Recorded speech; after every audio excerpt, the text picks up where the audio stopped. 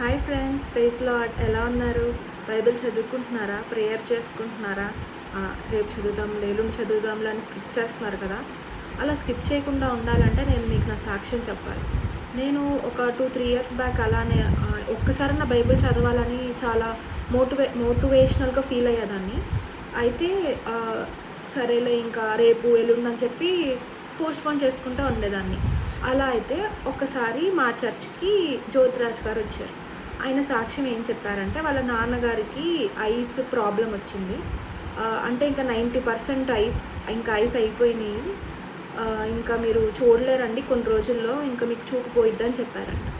అయితే పాస్టర్ గారు ఏం చేశారంటే, నాకు ఎలాగో చూపు పోతుంది కదా, నాకు చూపు ఉన్నంత వరకు నేను బైబిల్ చదివేస్తాను, నేను తర్వాత బైబిల్ చదవలేను కదా అని చెప్పి రోజు బైబిల్ చదువుతా ఉన్నారు. బైబిల్ చదవడం ఒకసారి అయిపోయింది, 2 సార్లు అయిపోయింది, కానీ ఆయన చూపు మరింతగా మెరుగుపడింది, కానీ చూపు తగ్గలేదు. సో నేనేం చేసేదాన్నంటే దానికి చాలా ఇన్స్పైర్ అయ్యాను. ఆ టైంలో నాకు చాలా హెయిర్ ఫాల్ ఉండేది. మన గోల్ ఏంటి? ఒక్కసారన్నా బైబిల్ చదవడం కదా.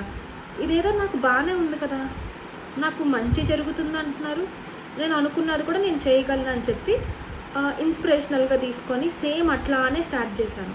ఒక్కసారి చదివాను, 2 సార్లు చదివాను, 3 సార్లు చదివాను, 4 సార్లు చదివాను, 5 సార్లు చదివాను, ఇప్పుడు 6సారి చదువుతున్నాను. దేవుడి కృప వల్ల మాత్రమే.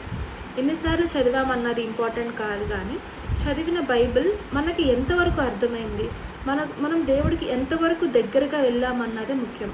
సో ఫ్రెండ్స్, బైబిల్ చదవడం ఎంత ఇంపార్టెంటో ప్రేయర్ చేసుకోవడం కూడా అంతే ఇంపార్టెంట్. సో మనం దేవుడికి మన టైం కొంచెం ఇచ్చినా చాలు, ఆయన చాలా సంతోషపడతాడు. సో మనం దేవుడికి దగ్గరగా వెళ్తూ ఆయన బైబిల్లో మన కోసం రాసినవన్నీ తెలుసుకుంటూ దేవుడిలో ఎదుగుదామా? Bye friends, praise lord.